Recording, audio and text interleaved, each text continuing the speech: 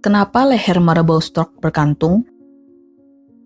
Marabou stork adalah jenis bangau dengan penampilan serta kehidupan yang lebih mirip seperti burung pemakan bangkai daripada burung bangau yang merupakan kerabatnya. Penampilan mereka memang agak mengerikan, paruhnya besar, panjang, dan tajam. Kepalanya botak dengan lapisan kulit seperti bekas luka bakar, dan di lehernya ada kantung memanjang yang unik. Dikenal sebagai gular skin atau kantung leher, bentuknya agak gimana seperti mengingatkan pada sesuatu.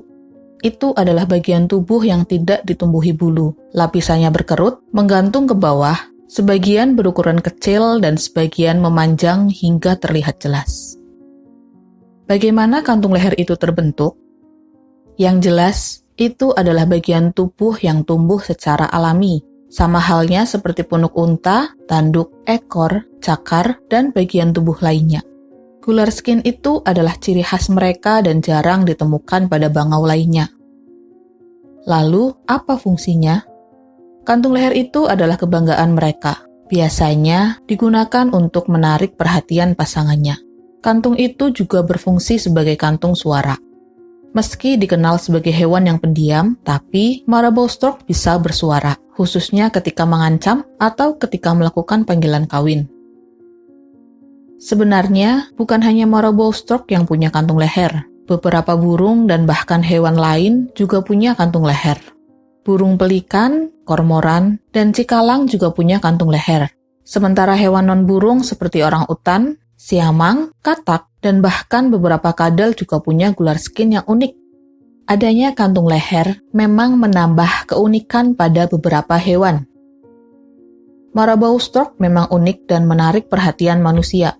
Mereka sendiri punya ukuran yang besar, bahkan jadi salah satu burung dengan rentang sayap terlebar mencapai 4 meter, tingginya mencapai 1,5 meter, dengan berat mencapai 9 kg. Itu adalah ukuran yang luar biasa bagi sosok burung penerbang. Dengan ukuran sebesar itu, bangau Afrika ini lumayan aman dari incaran para pemangsa. Apalagi mereka juga punya penampilan yang lumayan kotor. Sepertinya penampilan mereka juga membuat hewan lain menghindar. Sebagai tambahan informasi, marabou stork punya menu makan yang lumayan berbeda dari bangau lainnya. Menu makan mereka seperti burung vultur, yaitu bangkai hewan. Meski marabou stork juga tetap memburu mangsa kecil. Kepala dan lehernya yang tidak berbulu juga dianggap sebagai adaptasi dari makanannya. Ketika memakan bangkai, kepalanya akan terlumuri darah dan cairan kotor dari makanannya. Untungnya, tidak ada bulu di kepalanya. Jadi, mereka lebih mudah ketika membersihkan diri. Cara serupa yang dipakai burung vultur. By the way, burung ini lumayan jorok karena sering di kakinya. Kelakuannya yang jorok itu bukan tanpa alasan.